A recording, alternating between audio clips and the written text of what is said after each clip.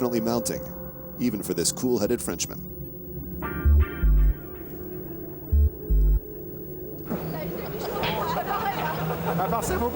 Well, one shouldn't get too stressed out. One really has to try and stay cool. In this special program on Motors TV, we'll be reviewing Jean-Michel's performance and also bring you highlights from the actual event, the 24 hours of Nürburgring. Thank you.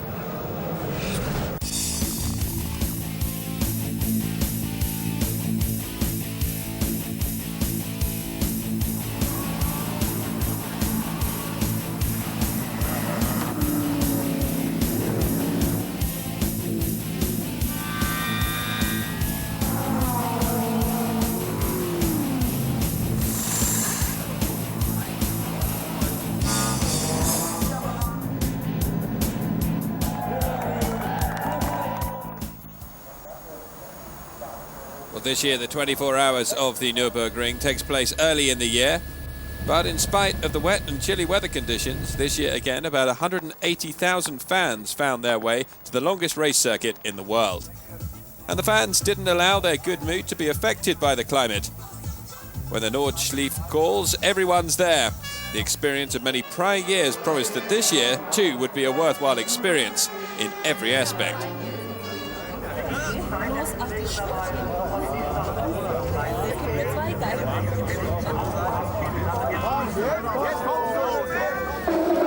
Things got started on Thursday with the 4th edition of the Adno Racing Day.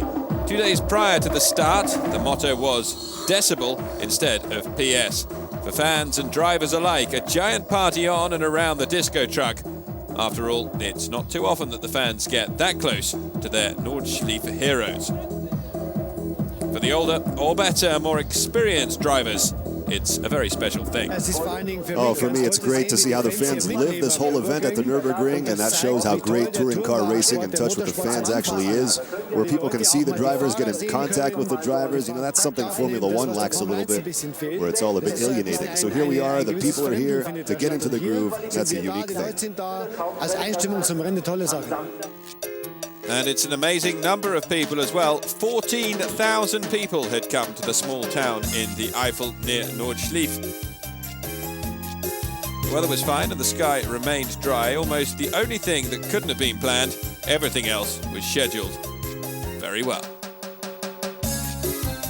Well, it takes about half a year to plan the Adenauer Racing Day, preparing the detours, having no cars, parked on the site of the event, and finally that all the organization on location runs smoothly. Focal point, of course, were the four-wheeled stars, the race cars, and the official cars. The 26 Audi with well enough horsepower provided this year. Everything was taken care of. On the truck, meanwhile, people enjoyed the company of many others, among them German rap singer Smudo. And he was facing all the turbulence quite relaxed. Oh, I like the stress, but for me it's a little something like holidays, getting into the Eifel. I'm really looking forward to the 24 hours of racing, and here it gets us into the groove as much as it does for the audience. And then the Fanta Fier singer did his own personal best at the turntables. The fans certainly had their fun, and for holidayman Smudo, everything was about motor racing, at least after the Adno Racing Day.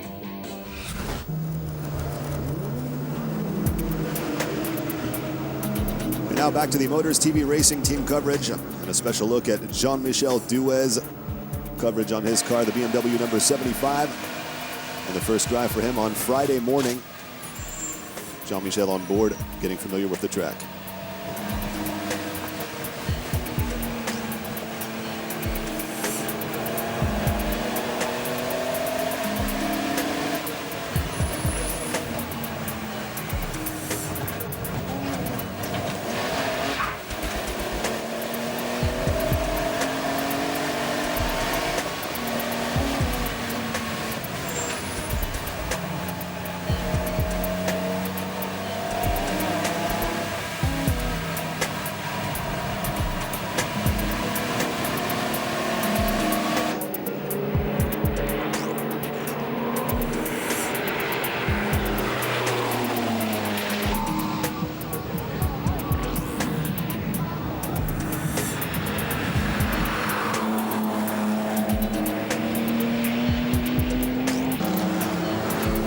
So back to the pits for him. His time, 12 minutes and 12 seconds. He will do better the following afternoon.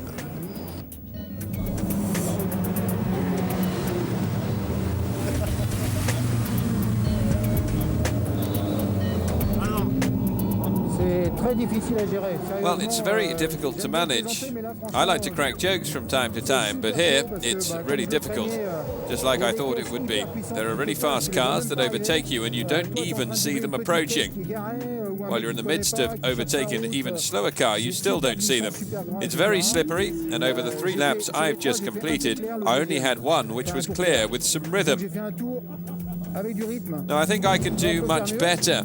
For the time being, I don't really feel this car too well, so I'm not daring to do much because the car is really powerful. As soon as I accelerate a bit too abruptly, the car just goes. Now, this track, well, it's very big. It's driven in rainy conditions here, and that's quite difficult because although I'm used to rain, it's still tricky. But honestly, to discover a car on this track in these conditions, well, it's a whole new world to me. And at the moment, I have to say that I really am finding it very difficult.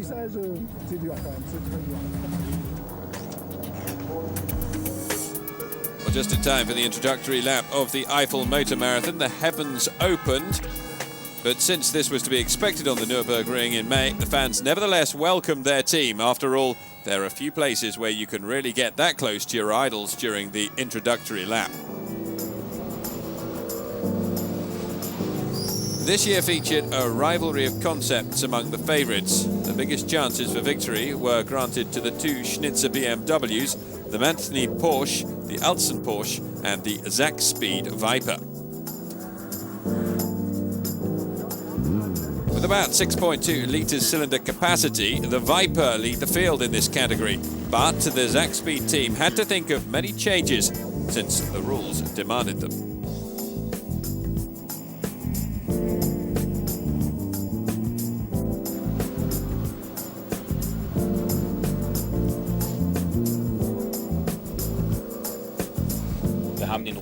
We've reduced the cubic capacity from 8 liters to 6.2 by shutting down 2 cylinders, or better, we use the same motor head and block.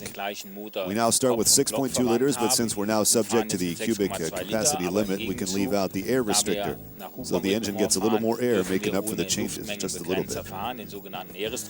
Somit haben wir mehr Luft und somit kann man das etwas kompensieren.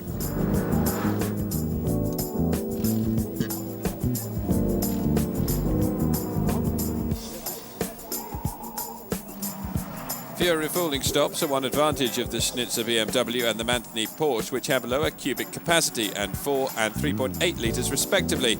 Over the whole 24 hours, this amounts to an edge of 6 minutes. Thanks to the lower cubic capacity, we're allowed to have less weight. So 2 years ago, we still had a turbo, which meant we had to be 100 kilograms heavier than with the regular injection engine. This means we have less fuel consumption and can extend our stints, like, for example, the Altzen Porsche.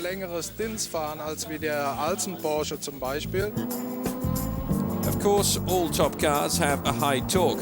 The highest torque, however, is featured by the 996 Turbo of the Altzen brothers and the Zack Speed Viper. This way, they can put the power beneath their bonnets onto the street best, giving them an advantage when overtaking or on the uphill passages. The Altzen Porsche is the only 4-wheel drive car among the favourites. Given the infamous Eiffel weather caprioles, the Altzen Porsche might have an edge, but anyway, it'll be able to accelerate better from the narrow bends. But why doesn't everybody use 4-wheel drive then? Easy, it's allowed for those cars only which have a serial production of 4-wheel drives. The competition from BMW isn't that scared though.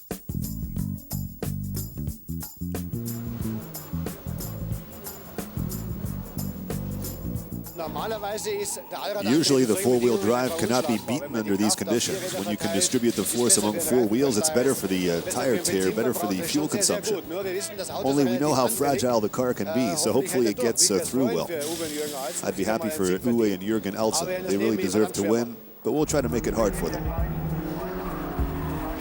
Back now to the Motors TV Racing team coverage, and let's check out Jean-Michel here on the track on Friday afternoon.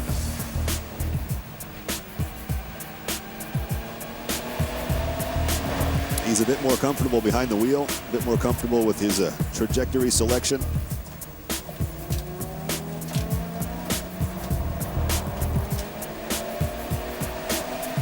and he's also the best qualifier of his team. A lap time of 10 minutes, 29 seconds, 0.98.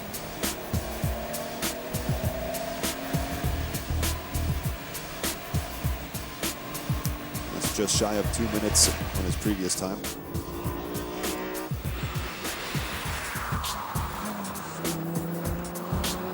So Jean-Michel then made a few runs on Friday night as he prepped himself for the actual race.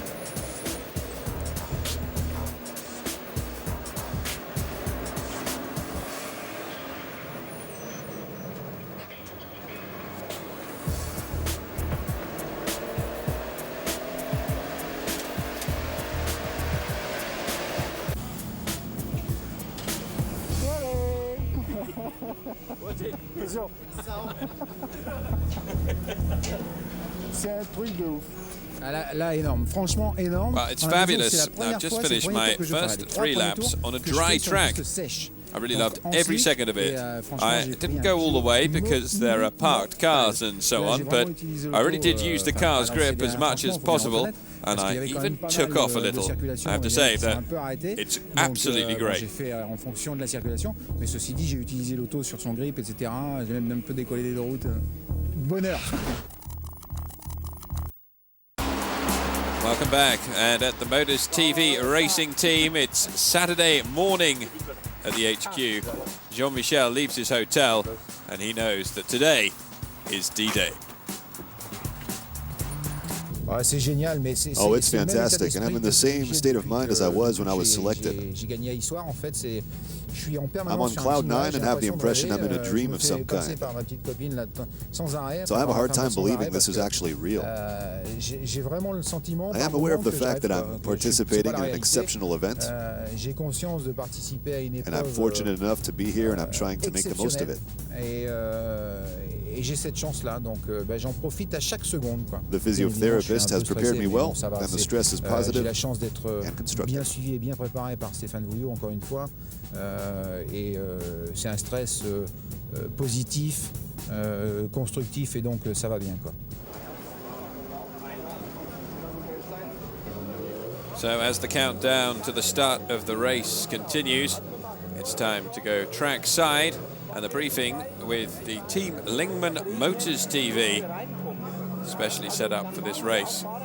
Jean-Michel looks on with the knowledge that he was the quickest man in qualifying, hoping not to let any of his teammates down.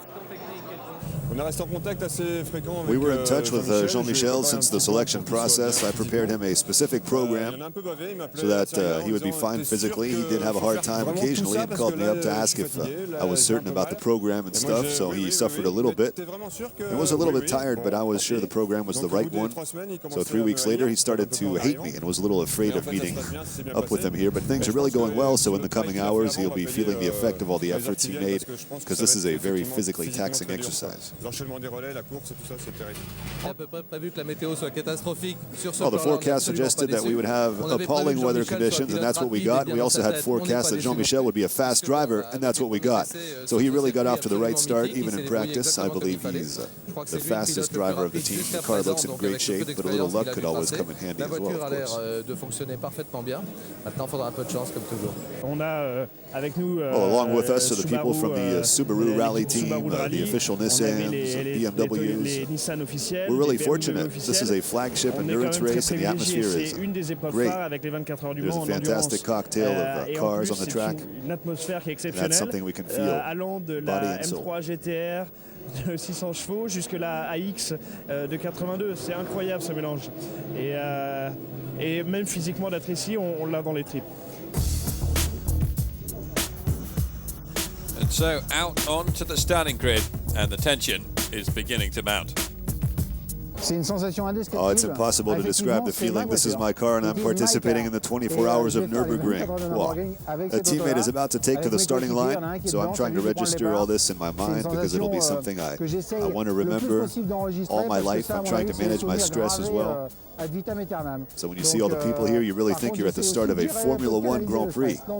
It's more or less the same thing, so definitely a very positive experience. And I just feel great. Au départ d'un Grand Prix d'F1, quoi. C'est pareil.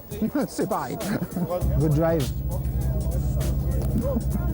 De toute façon, je pense que vu It'll be tough to go watch the race from the edge of the track, so I'm going to go see the start on TV, so catch you later. la télé qui est dans le stand et je vais voir ça de loin, quoi. À tout à l'heure. Behind the Audi RS4 as leading vehicle, Uwe Altzen, who managed the fastest qualifying time. Then the Manthey Porsche, followed by the two Schnitzer BMWs and the Viper. The strong rain at the start of the race made a second introductory lap necessary since the track partially resembled a habitat more than a racetrack. Everyone, including the more famous spectators, were waiting curiously for the first laps. The race, I think it's a great show. It's the first time I see a 24-hour race, and a lot of people is here, and it's really a great show. And yeah, I'm interested to be here to watch. At the start, Spengler sees Alzen fall behind, which is a bad sign since Uwe Alzen is known to be a good starter traditionally. On the other hand, Duncan Huisman gets ahead, driving the Schnitzer BMW number 2. Right on his tail, Peter Zakowski on the Viper and York Miller, the defending champions BMW.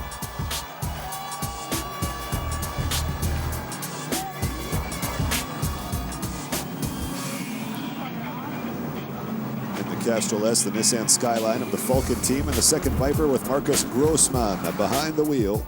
Make contact, the Viper spins into the Porsche of former DTM pilot Peter Mamarau. Further ahead, Zakowski leads Huisman and takes the lead.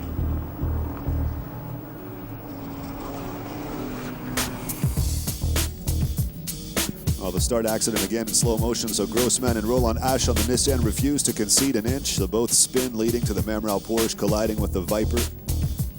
While both drivers got away clean, Mamarau had to come into the pits. The whole thing costing the team half an hour of repairs.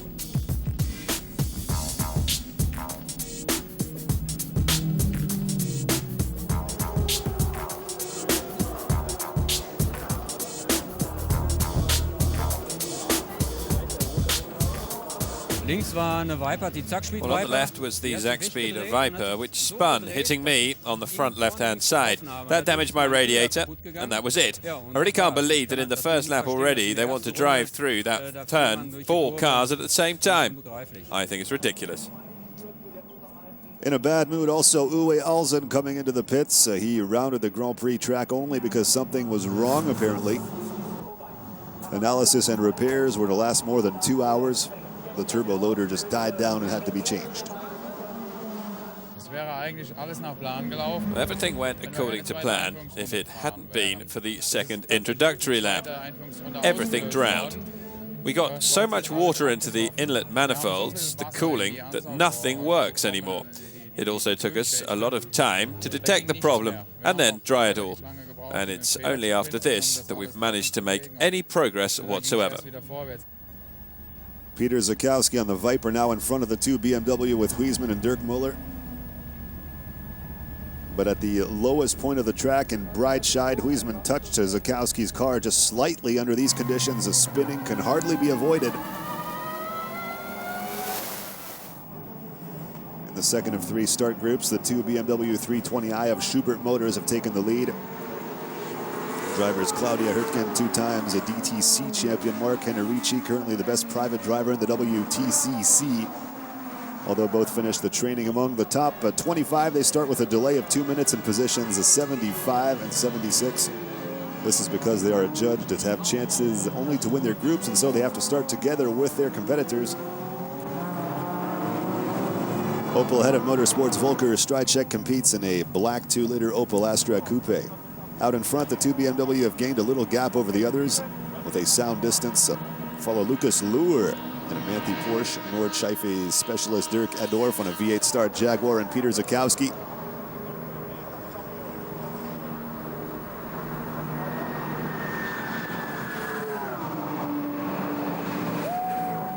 So Roland Asch has put the start accident behind him well and now tries to close in on the leaders. The intelligent 4-wheel system of the Nissan Skyline GTR is a certain advantage among the mixed conditions of a drying down track here. difficult conditions to negotiate. After a little less than an hour, Duncan Huisman is going painfully slow. The reason for that is BMW M3 GTR touched a Honda Integra while lapping. Apparently the driver had not seen Huisman, so usually the drivers of these slower cars give signals when they see a faster car approaching in the rear view mirror, opening the ideal lane, but repairs on this one here should take about half an hour, leaving the car more than 3 laps behind.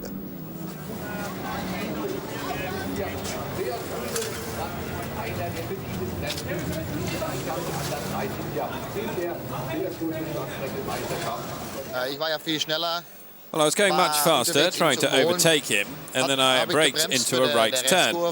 I think his front wheels blocked, and he didn't lose speed, so he crashed into my rear wheels. I spun, and the felloe was broken.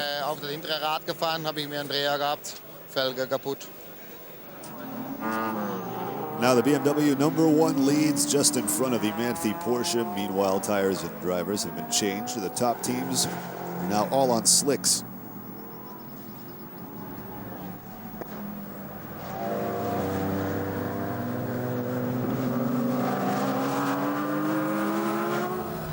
Nordschleife insider Arthur Deutgen has meanwhile completed 12 laps on wet tires and now leaves the cockpit to Austrian Dieter Quester, a former DTM rider. The BMW M3 may only have 400 PS, nevertheless they're in 4th position because they had to come in for refueling only now. Well, in some passages it was still wet, a rill running across the track, and it was really difficult to drive. I tried to save my tyres a little from the beginning. That paid off, and then going from 15th to 4th, I'm very happy as the car is running in a good way. Well, after a stop of a little more than 3 minutes, they head back onto the track in 7th position. There, the Zach Speed team tries everything to catch up. They eventually advance to 3rd place.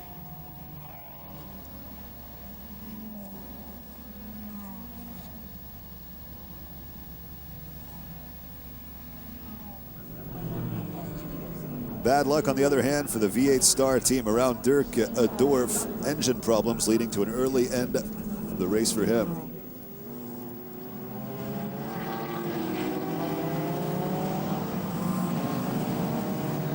Others are enjoying a bit more luck. Long safety zones on the Grand Prix track preventing severe crashes. But with 9 laps behind the lead, the Alzen Porsche re-enters the track after almost 2 hours of repairs in 216th place.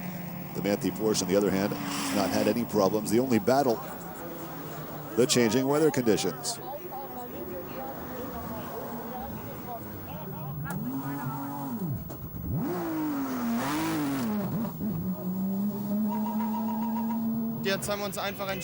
Well, we decided to come in and let Timo drive with the slicks because we're losing too much time when the tires get hot.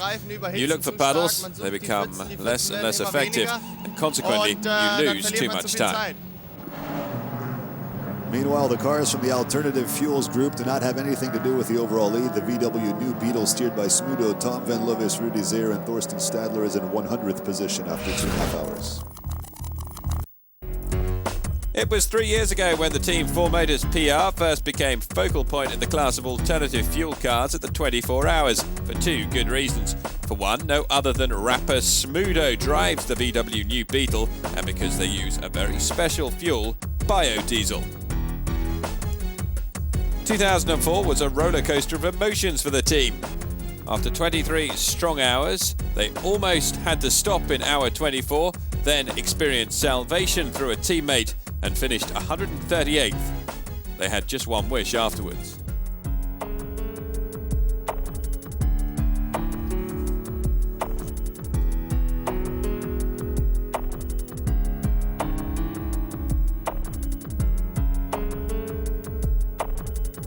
Well, next year I just want to arrive with a narrow mind, you know, square finish, 2nd or 3rd, or 1st in our class. That would be nice, and that'll be enough for me. And almost 12 months later, Ooh, and this year I just want to arrive with a narrow-minded square finish. I would be perfectly happy with just finishing top 5 or better somehow into the top 3. You know, the competition is tough this year. There are 25 or 26 cars in our class. Lots of great drivers. For example, on Alfa Romeo, Timo Scheider, DTM driver, a real European top driver. The alternative class seems to really catch on. So with 26 cars, the top 10 of them within 20 seconds, I think it'll be really, really exciting. Also for us.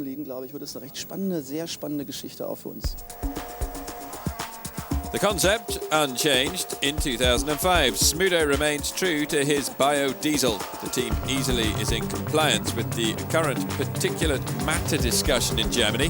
The best solution used biodiesel and a filter, and the environment's happy. The rapper's been beyond the newcomer status for a long time now, whether it being the professional weather checker for a perfect tyre selection. He has it all under control, or at least went to collect the experts' advice.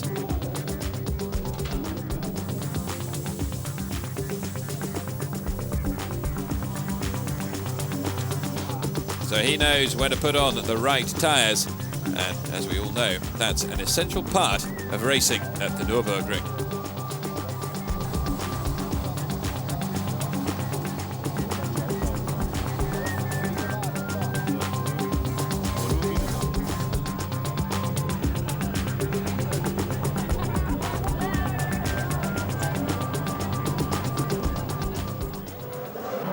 However, even the best tyres don't help Dirk Müller. The BMW of the defending champions was pushed back into the pits. A problem of suspension has to be repaired, taking more than 10 minutes, and as a result, they lose the lead.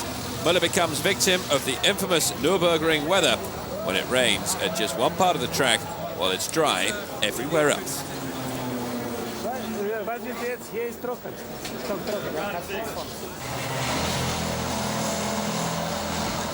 So let's get a short word from man himself, Müller.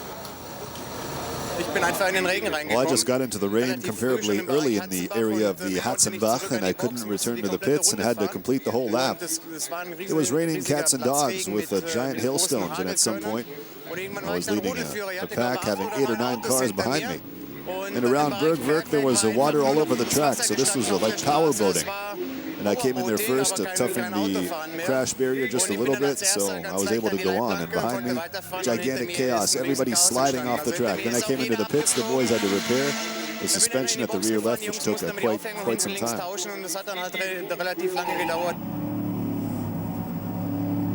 Meanwhile, the Nissan of the Team Falcon had come all the way up to 4th place.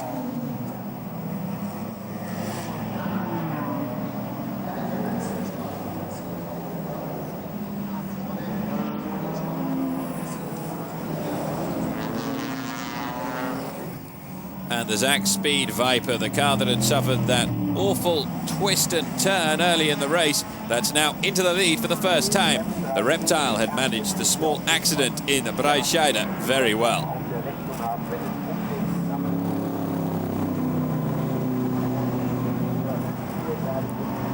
One of the outside favourites, the Porsche RSR of Land Motorsport, has come back to 10th position after repairs to the transverse control arm. The Manthony Porsche, meanwhile, chases the Zach Speed Viper. Depending on pit stops, they alternate the lead.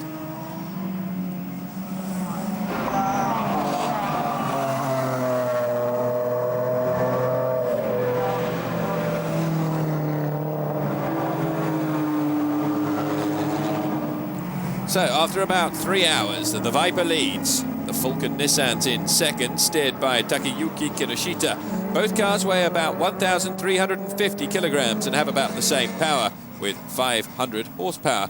Remarkable how easy Sasha Burt in the Viper overtakes and gains some distance.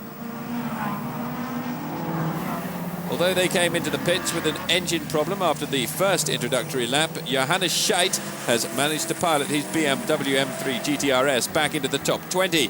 Here he pulls past one of the 2 Kiesling Opel Astra Coupes, who battled the Schubert BMW in the 2-litre class.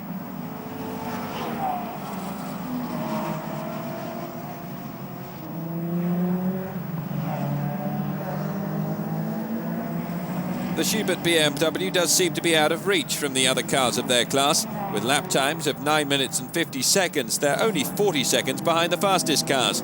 Remarkable, considering the cars only have 300 horsepower. And also in the overall standings, the Schubert BMW are now amongst the top 15.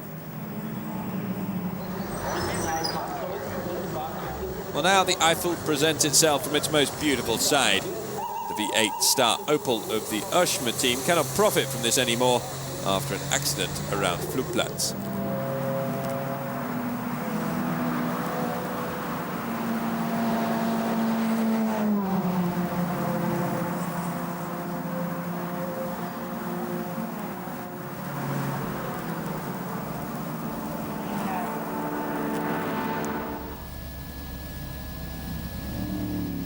So there's an overhead picture of the Nürburgring. And at the moment, it's Zanakovsky in the Dodge out in front, Lures Porsche in second, and another Dodge driven by Huppert, Niedler, Moore and Gruben up into third position. Coming further down the standings, we can see several Audis, BMWs, Porsches, and the first Mercedes is down in 14th position. So the BMW number 1, being driven by Jörg Müller, continues to try and catch up. They're only a little more than a lap behind the Viper and the Manthey Porsche, and will seize on any opportunity to close that gap.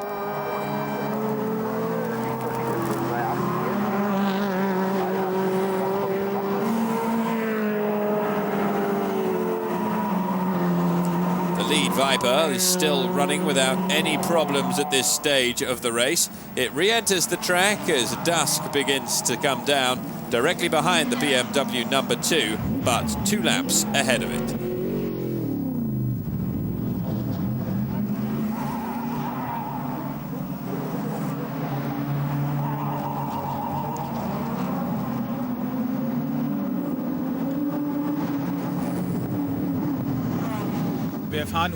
Well, we just maintain our pace, and so far we've managed to do pretty well, so you do need a bit of luck as well. When to use which tires, so I'm excited. Now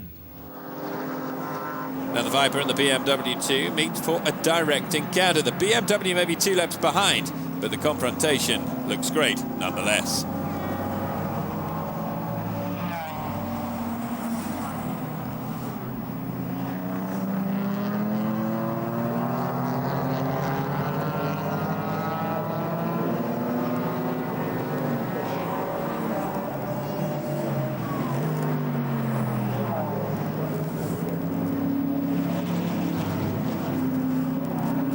As in all 24-hour racing, there are casualties early on in proceedings, and before it gets dark, the Mamero Porsche has to abandon the race. The right rear wheel trunk is broken. Wolfgang Kaufmann had collided with another car. At Vulcan Motorsports, everyone watches the race very closely. For some time, the team takes a very conservative approach on tyre selection and drops out of the top 5. But driving through the evening sun is nevertheless a sight to behold.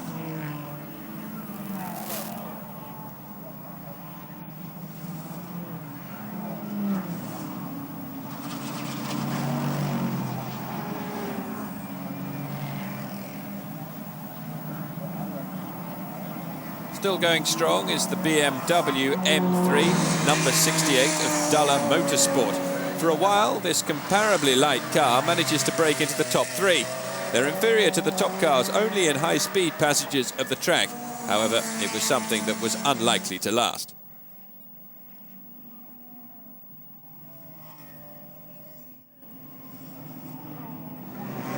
And whilst the drivers adapt to the dimming light conditions, the fans alongside the track prepare for night.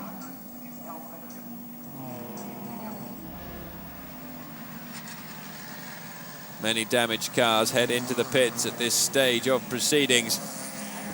Clashes becoming all the more frequent as darkness descends. The Vulcan Nissan, the number 44, and the Scheidt BMW number 10 are battling it out for position. At this stage, it's the Nissan who has the provisional win.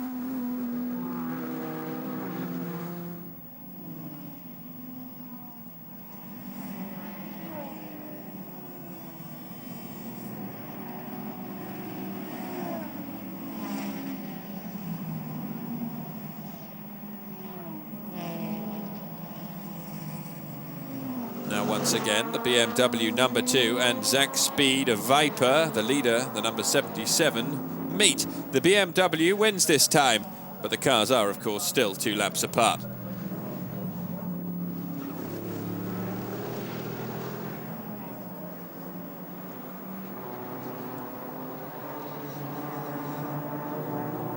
But now time to turn our attention towards our first major accident.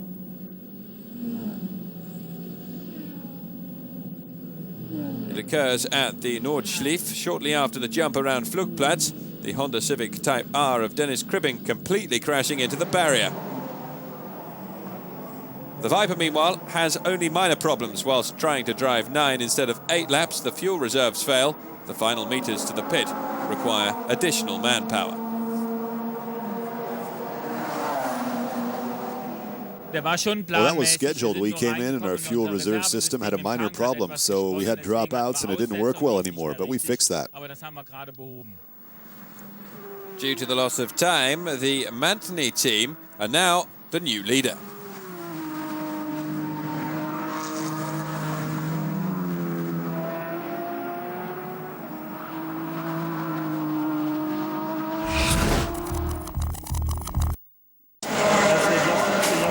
Back now to the Motors TV racing team. It's about 5 p.m. here, and it's time for Jean-Michel to drive for the very first time during the actual race. This is what it all comes down to. The BMW number 75, currently 42nd in the overall standings. Jean-Michel Duez takes to the track for the actual 24 hours of Nürburgring race. Imagine what's going through his mind right now.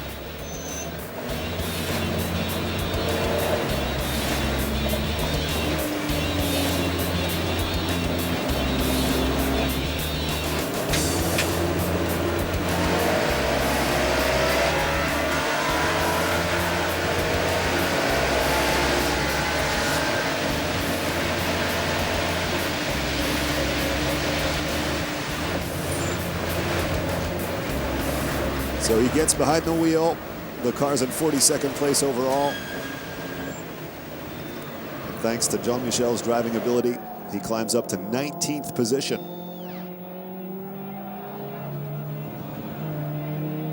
Quite a substantial leap in the overall rankings, to say the least.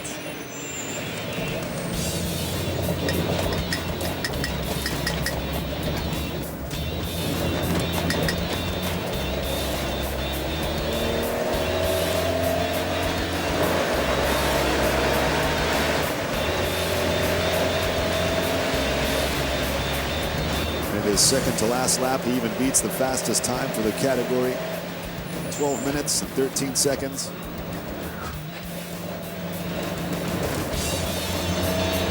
A performance which has impressed everyone, especially the team.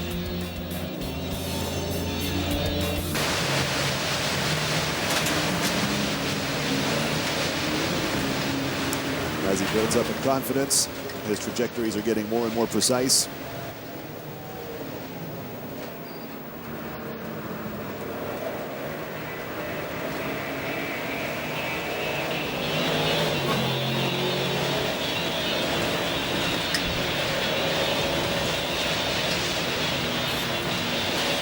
But unfortunately for Jean-Michel, the rain will be falling down yet again.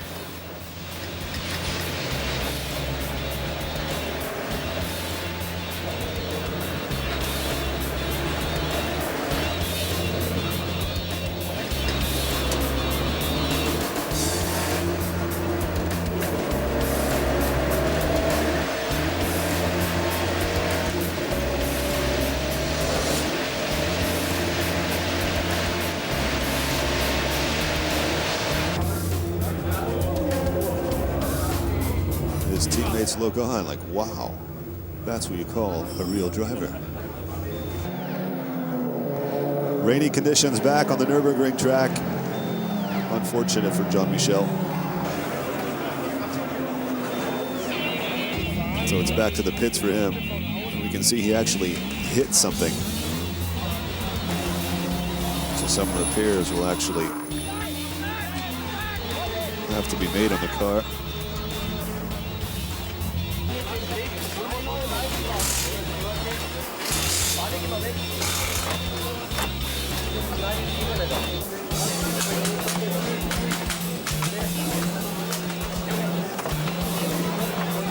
Now let's catch up with the man himself.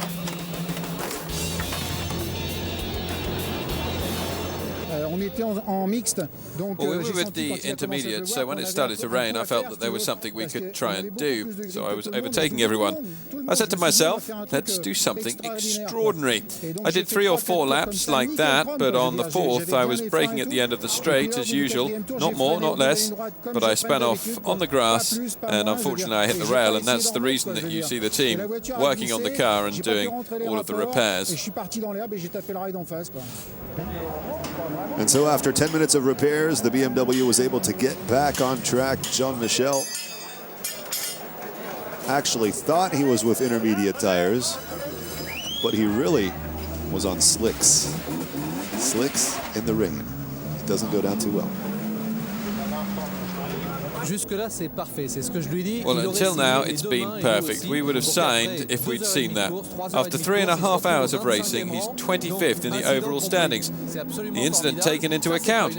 It wasn't his fault. He had slicks during the weather change, and under these conditions, anyone would have made the same mistake, even a world champion. He thought he had intermediates, which shows that the mental aspect does play a part. He was overtaking everyone because he thought he had intermediate tyres. In fact, he was full of self-confidence.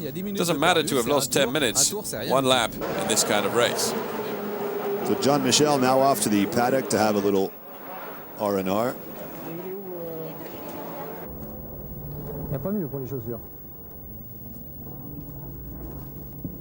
C'est une boisson d'attente qui prépare l'effort. Yes, Stefan, you were saying I'm making a special drink for him. Same thing for the meal, because there's no way he can eat something normal. He has to leave in about half an hour for another relay. He needs something that has a lot of energy. C'est des aliments en poudre qui permettent d'avoir un apport énergétique assez important. So Stefan is preparing some strange food and drink, to say the least.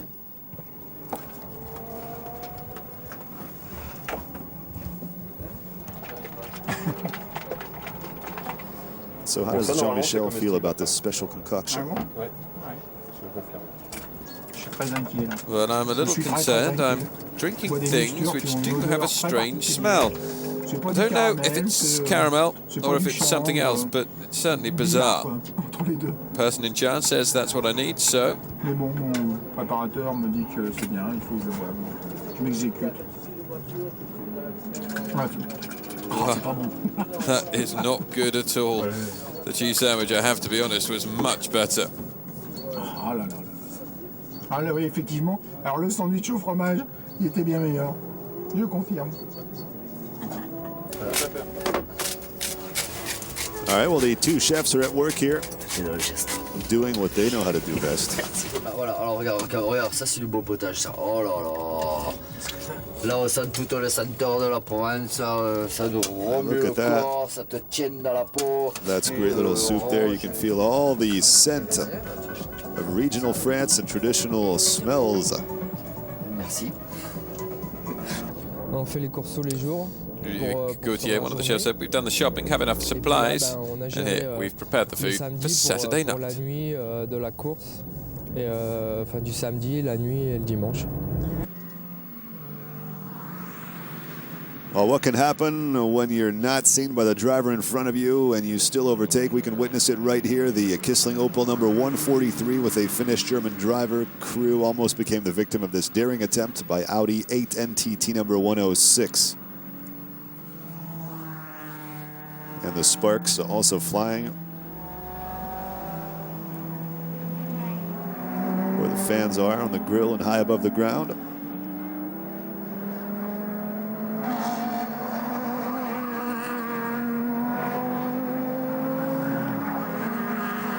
Food and beverage on the side of the track.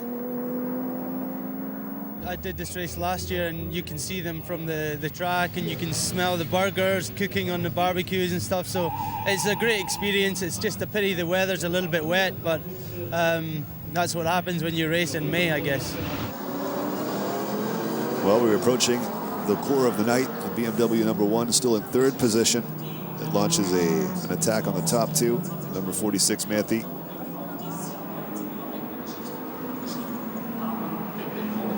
And it's getting dark at the Nürburgring.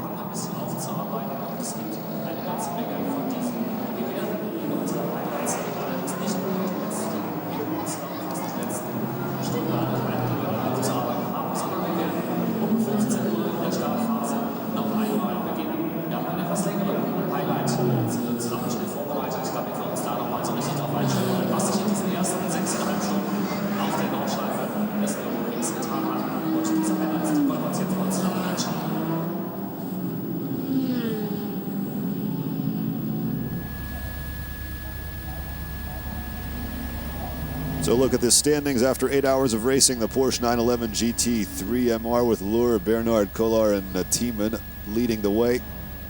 Ahead of the Dodge Viper GTSR in 2nd place. Further down the ranking, BMW M3 GTR in 9th. The Tischner, Zilbermeyer, Tischner, and Carlson there on board. Ahead of the Audi RS4 in 10th place. Beautiful sights and sounds of what goes on at the Nürburgring by night, so to speak. For all the drivers, the motto is now open your eyes. For the night on the Nordschleife has its special problems. Now, especially the more experienced drivers are sent out. The veterans who need a bit less sleep than the others.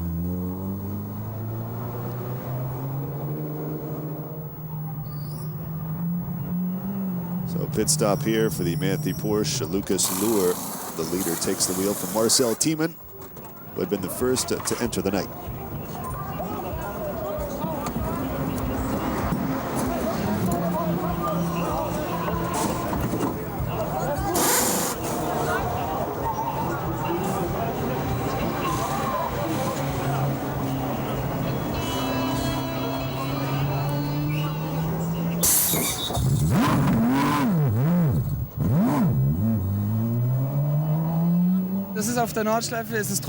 Everything's dry on the Nordschleife, but especially here on the Grand Prix track, it's still a little wet. You have to be much more careful. Apart from that, I'd say you can go on slicks, and on the Nordschleife, the small chaos points are visible. There's sand everywhere, and you really have to look to stay on the ideal line, because off it, the track is wet. These are the most fascinating, challenging, and impressive long hours in the world. Long hours which demand being 100% awake and fit at all times. And that's something the drivers of the Viper are trained in. Perfect teamwork, flawless pit stops, and great overview, giving the team a stable 3rd position in the night. But the closer they get to the morning, the more positions they lose. A long stop during which a lot has to be changed is the reason why. While the fans of the two manufacturers, BMW, stay steady along the cold Nordschleife in order to support their teams. The drivers and officials of the 2 cars, number 1 and 2, try their best not to disappoint the fans. BMW power is the motto. They also realize behind the Manthey Porsche, but as much a routine as the Schnitzer team may have, the 33rd edition of the 24 Hours has a few changes.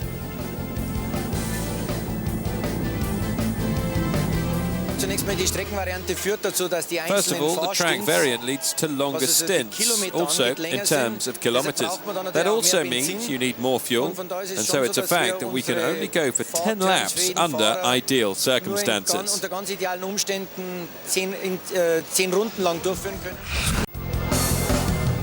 One steals the show from both BMW and Zach Speed in the night. The crew of the team head Olaf Mantny was affected by neither the cold nor problems with the deceleration fuel cutoff, which lead to high fuel consumption, and they maintained 1st position, at least until the morning hours.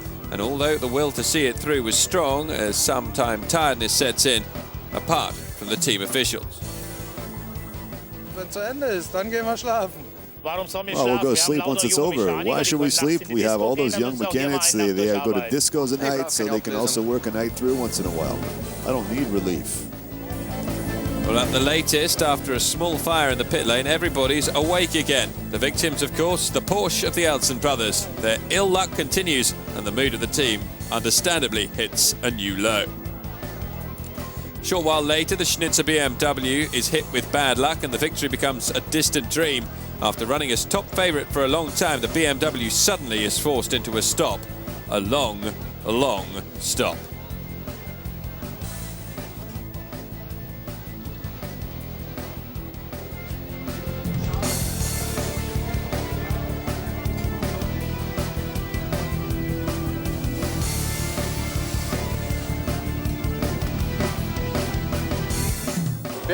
Well, currently we have problems with the gearbox. We have to change it.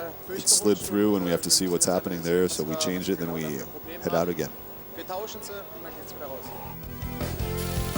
And also the Viper returns to the track, but for now, a podium position is a distant dream.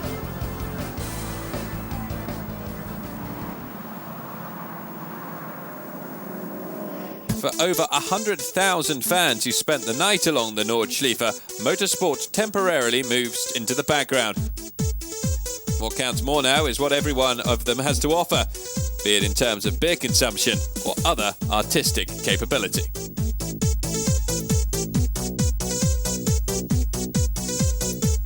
The consequences of the excessive celebrations will kick to arrive.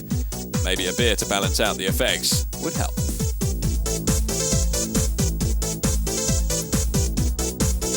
Party without limits, also concerning the participants' creativity. So a steak is quickly turned into an engine for designer purposes at any rate.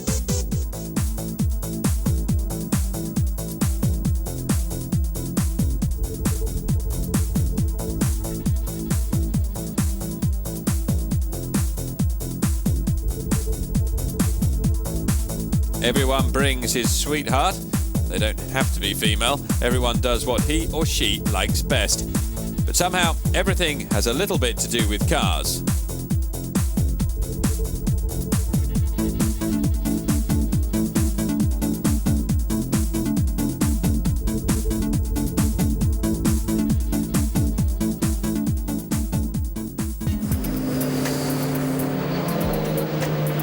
Back to the Motors TV racing team, and it's night time. 5 a.m. in the morning with Simon and Andrew in the pit lane.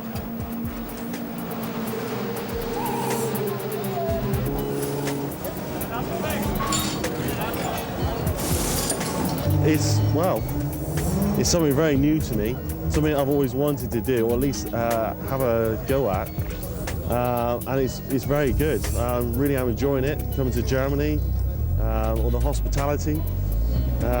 Doing something I love, and it's good, it's great.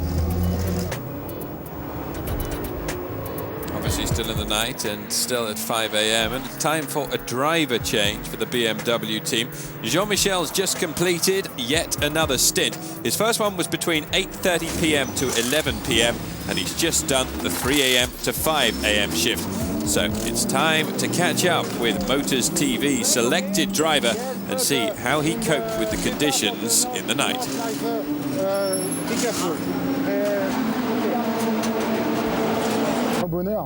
Oh, it's wonderful.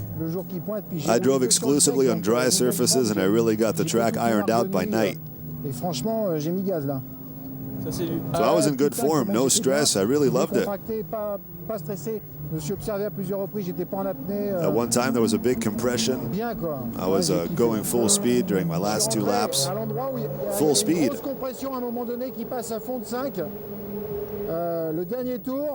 And I didn't let anything go. Whereas before I would have. So I wanted to place my right foot on the brake for the bend,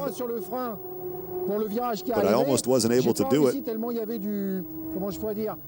as I couldn't let go of the pedal. That was like a really impressive feeling.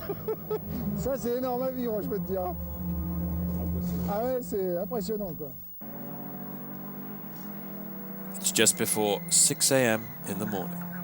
The camping sites are quiet now, but on the racetrack the action continues for another 9 hours. Only a few fans are still awake, and even they are fighting off the urge to sleep.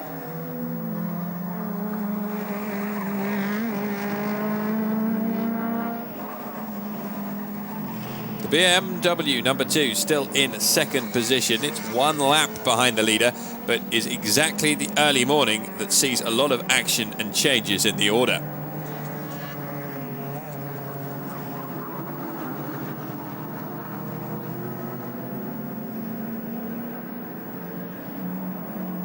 So it's time to take a look at those changes. At 6:10 a.m. the engine of the leading Manteny Porsche gives in. Around Bergwerk, Timo Bernhard wanted to gear down but had somehow to come between two gears. When he geared down again on the sequential gearbox, the engine turned over 1,100, better known as 11,000 rotations per minute. Besides the BMW 2, which now takes the lead, it's especially the Team Vulcan number 44 which grabs a major advantage. It inherits second place, but it is still 4 laps behind the BMW.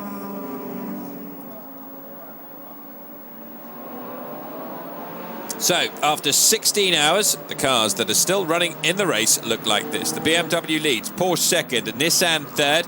2 more BMWs in 4th and 5th, and the first Dodge Viper now down in 6th position.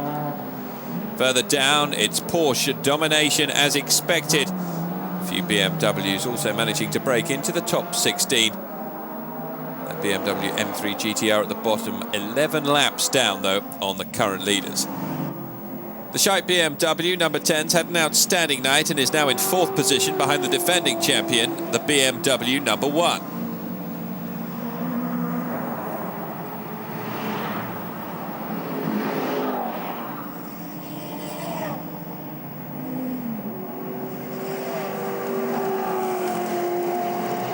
Number 77 Viper is up into 7th position and is only 1 lap behind the 3rd place BMW 1, 3 laps behind the 2nd ranked Nissan Vulcan.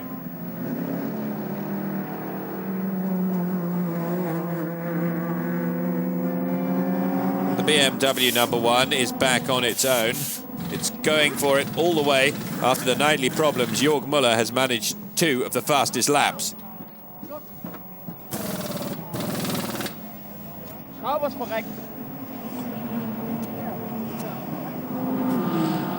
Others are not that lucky though, getting problems in the early morning. Numerous slides, mistakes and accidents are the consequences for all of these drivers.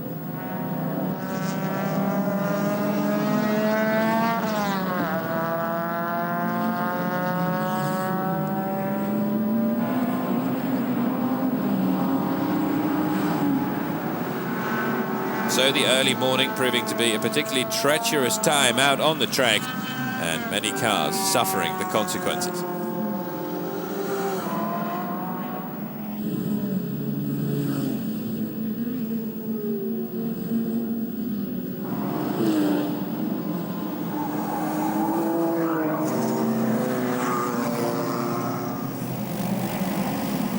That small Opel, however, has fought bravely through the night. It's the vehicle driven by, amongst others, Opel CEO Hans de Mant. It appears to be especially important for him to keep the Japanese competition in check.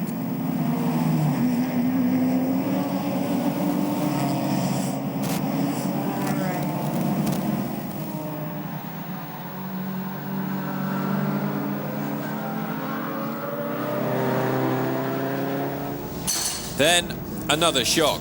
It's for the Japanese Vulcan team. Whilst driving in second place, their race comes crashing to an end at 7:20 a.m.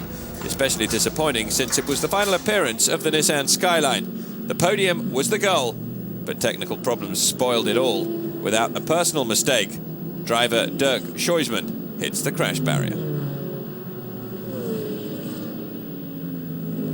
Well, I went out, it was my first lap, and somewhere Metzgesfeld I applied a brake and something broke in the suspension, so the car turned to the right instead of to the left, into the left-hand corner, and there's nothing I could do, so the car just hit the Armco at fairly high speed, so the damage is so that we cannot continue the race.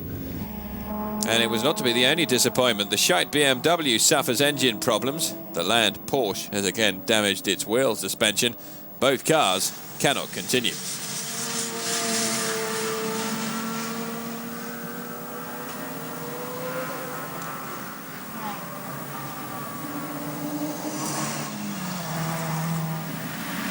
During an overtaking manoeuvre, the Honda Integra and the BMW M3 GT 212 make contact. It's only with an inordinate amount of luck that both cars are able to go on. The leading BMW, number 2, however, is running smoothly. 6 laps ahead, they can afford a conservative approach. To be safe from sudden weather conditions, the car runs on intermediate.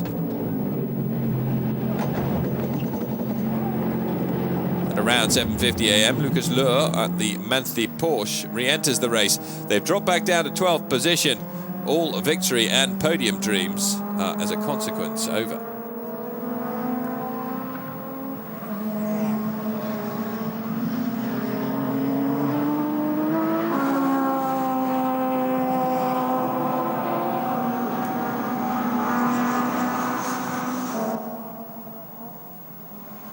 Without a doubt, one of the most aesthetically pleasing and beautiful cars taking part in the event is the Morgan Plus 8. The number 88 car has no aspirations for a win, but it still looks damn good.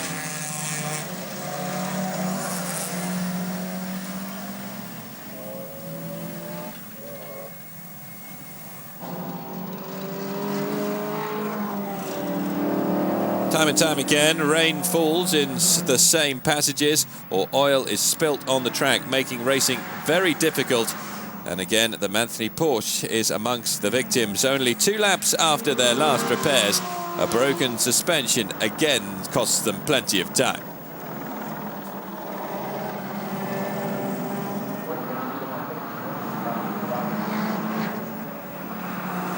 The VW Beetle, powered by the biodiesel, on the other hand, still running well. In the end, they'll finish 45th overall and 5th in the class of alternative fuels.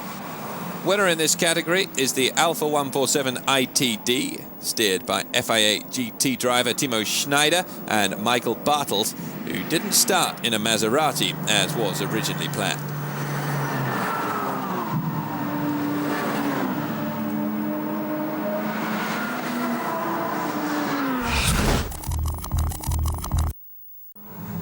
Welcome back, and due to accidents and exits, other cars have come close to the podium, like the Audi RS4 number 14 of Uwe Bleck. He is currently 5th.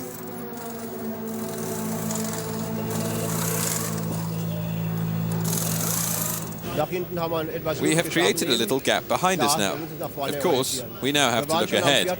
We were in 4th position, had a minor technical defect costing us 10 minutes, and we want to recapture it. In 6th position, the Porsche 911 GT3 number 32, among others, with Dr. Edgar Althoff and Paul Hulverscheid, who had been on the podium back in 2002. In the 7th, the Porsche GT3 Cup number 41. Here, 2 experienced Nordschleife drivers are behind the wheel, like Heinz-Josef Burmes and Dieter Schornstein. While the sister car of the Porsche number 41, the Molnar Porsche GT3 Cup, is driven by, among others, Jackie Ix's daughter, Vanina Ix. And they're doing pretty well. They finish 6th overall.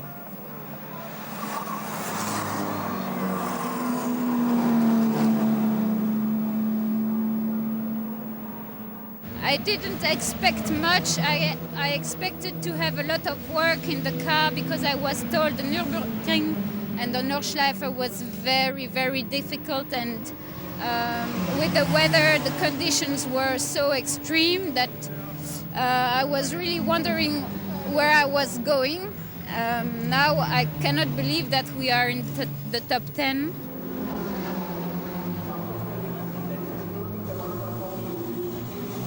All right, here's how things look after 20 hours of racing. BMW M3 GTR is leading the way.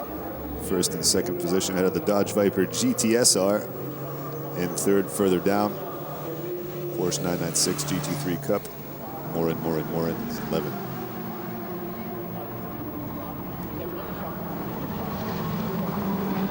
Well, the BMW number 2 maintains its 6-lap advantage over the defending champions, the BMW number 1.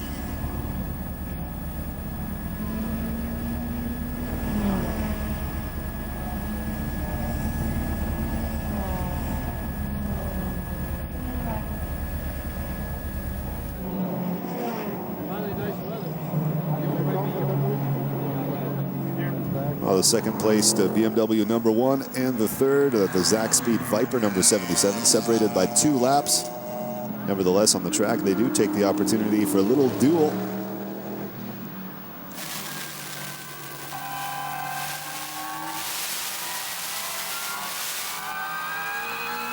So again, the Manthey Porsche gets into problems while overtaking. This time, though, they get away unscathed.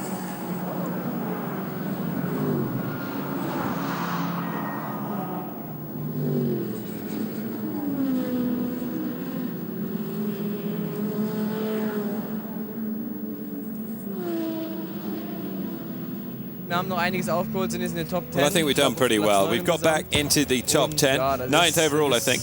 It's all about limiting the damage now. It's a pity we can't win the race, as we were leading for so long. We were dominating the race, I'd say. It's a pity, but I guess we will try again next year. So back to the Motors TV Racing Team Special Focus, and Jean-Michel here going on track for another stint. Now the car is leading in the A5 category.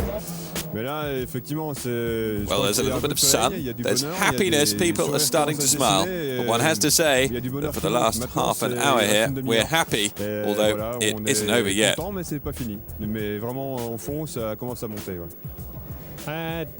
I've learned so much from participating in it, and I enjoyed my time enormously. You know, I've learned a lot of things that I just never knew before. So yes, thanks to Motors TV. Well, what's left? To live your passion all the way, because living an experience like this from the inside is fantastic. The atmosphere this week has been extraordinary, and everyone on the team was really great. So I'd just like to say thank you to everyone, especially to Motors TV, for making this dream become reality. In the end, the 4th place is taken by the Porsche 911 GT3 number 32 with Dr. Edgar Althoff, Paul Hulverscheid, Norbert Fischer, and Stefan Bill.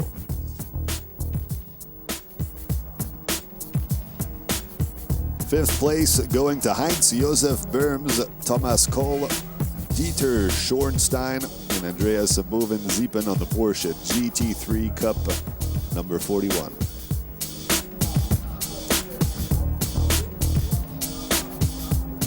Further down, a little less successful, but a finisher nonetheless. Opel, head of Motorsports Volker Strycek, his Opel Astra Coupe, ended up 39th overall and 6th of its category. In any case, definitely a valuable experience. Well, certainly. In previous days, I was always looking ahead. Now I have to look behind me more. But no doubt, it makes just as much fun. With such a car, you fight just like the big ones do. And especially, I have the experience from both perspectives, knowing how the faster ones seem and how the slower one sees it. That certainly helps in realizing things on the track. Class winner among the 2-liter specials were Claudia Hurtgen, Mark Henrici, Ralph Bohnhorst, and Torsten Schubert. In the overall ranking, they finished in 11th place. An incredible performance for them.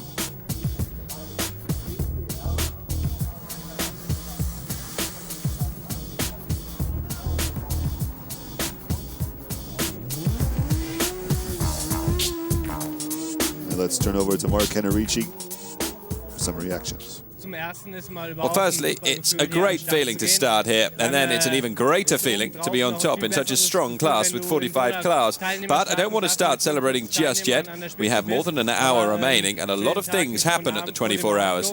But so far, I must say, it's been a truly great race. Well, the Mazda RX-8 is driven by women only, all of them having lots of motorsports experience. Stephanie Holm, Katarina Felser, Nicole Luteke, and Kati Droste, finishing 55th overall. Another exotic participant is the Toyota Lexus number 263 with a hybrid engine. It is driven by, among others, 3-time 24 Hours champion Marc Duez.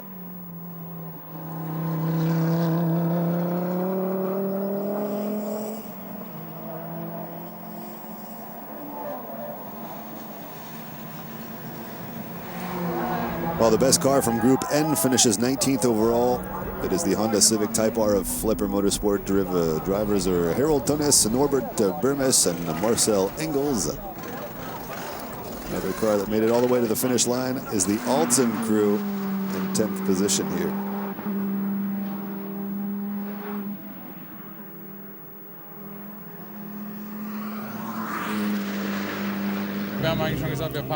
Well, we'd actually said already, let's pack our stuff up and go. If everybody hadn't been so enthusiastic and said, come on, let's just go on, we wouldn't be here anymore. But we're not quite there as of yet. It's still a few more minutes.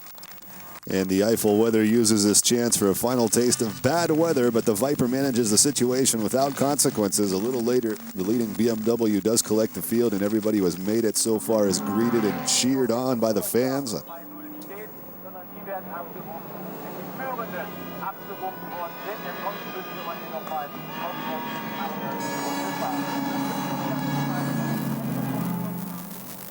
And those who are experiencing a bit of a difficulty on the final meters of the race are receiving friendly help from other drivers.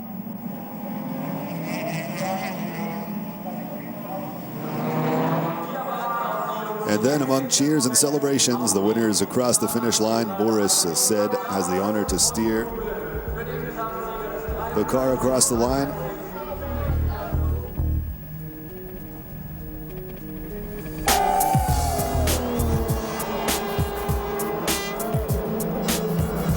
And coming across the line is the BMW number 75 of the Motors TV team, ending up in 30th place overall, but amazingly winning the A5 category. Now, as you'll probably agree, that's not a bad debut for the Motors TV racing team, and in particular they've been assisted by the man Jean-Michel Devez, who produced a quite extraordinary performance in his stints on board. Unsurprisingly, speaking afterwards, Jean-Michel was ecstatic. Oh, well, it's a victory for the entire team. I'd really like to thank the Lingman team, who really did a great job preparing the car while I was off the track. They did a marvelous job all night long as well. Everyone participated, and a special thanks to Motors TV. It truly was a dream come true. Merci beaucoup Motors TV, c'est un bonheur immense. C'est immense. Back on the main racetrack, and it's Pedro Lamy, Duncan Huisman and Andy Priox who can hardly believe that they've won the race overall. About 5 minutes ago when we crossed the line. Can't take anything for granted around here. One thing I've learned with this place is everything is just thrown at you and you just don't know what to expect. Expect the unexpected, for sure. That's it then. Celebration time for the Motors TV racing team.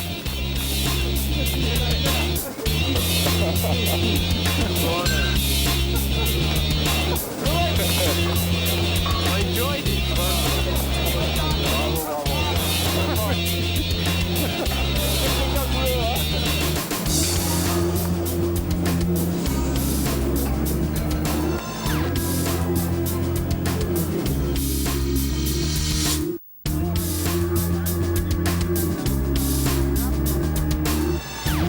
So there are the final results overall. The BMWs in first and second, with the Dodge Viper completing the podium in third. Further down, good representation for Porsche, BMW. Honda getting into the top 16 along with Alfa Romeo and Subaru as well.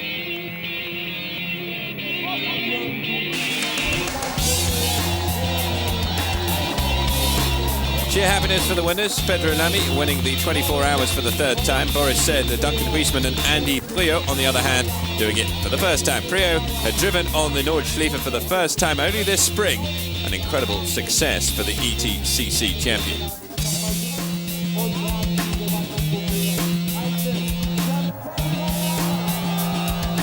Just in time for the winners' ceremony, it starts to rain again, and so the 24 hours at the Nürburgring 2005 end like the race had begun. Eiffel style. And over at the Motors TV racing team, the ceremony for category winning cars, and guess who gets to go on stage? Jean-Michel Duez. Motors TV's very own driver at the prestigious Nürburgring 24-hour race. What a contest it's been for Jean-Michel and his team.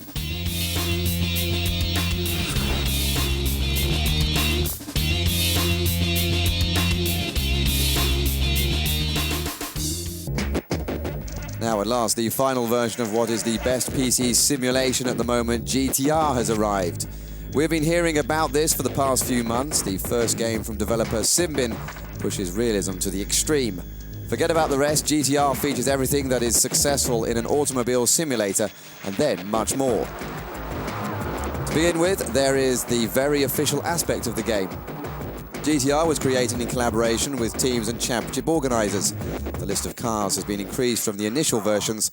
For example, there is the Seat Toledo GT, as well as new liveries for the other brands.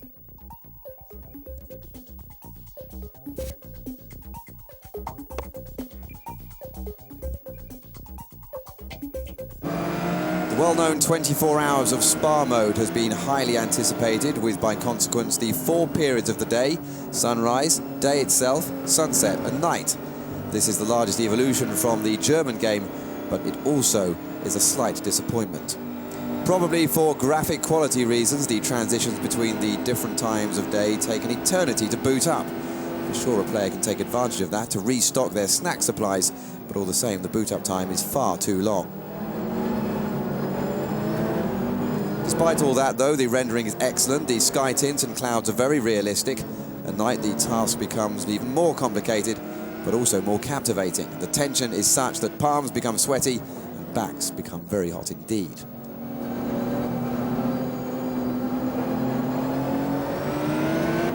All of the tracks of the official championship are extremely accurate too. Thanks to this attention to detail, GTR has created a very large and loyal player base. The game offers another dimension with the possibility of adding an endless array of new circuits and cars.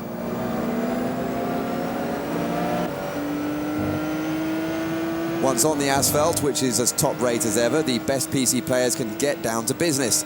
The adjustment possibilities, whether they are graphic, audio or gameplay, are up to the high standards of the game. A really unique option is found in the setups.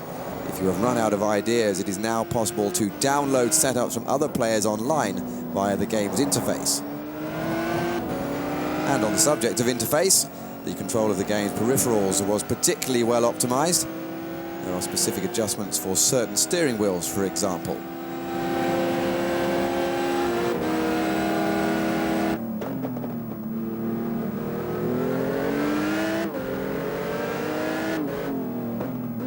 But it's the game's audio creation that is by far the key to GTR's success. Every edgy sound coming from the track resonates. And an absolute belter is the radio. If your pit crew doesn't hear or understand your request to make a stop, the race director will ask you to repeat it. It is this attention to detail that will assure GTR a very successful future.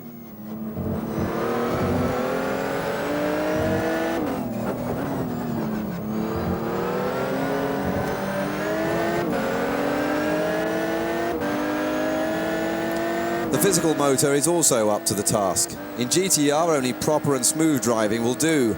You will have to use the proper braking zones, which makes overtaking particularly realistic.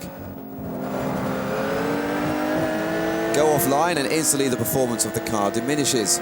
Brakes lock up, grip suddenly goes, and even the tyres can start to go off. And you will pick up unwanted bits of rubber from the track surface.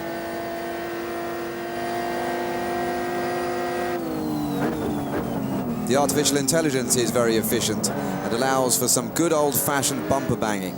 Motor racing incidents are far more present than on any other simulation game.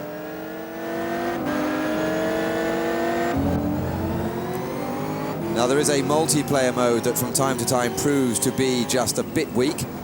As is often the case with races online, a smart player avoids joining in when there are too many already at play and can cause the network to clash.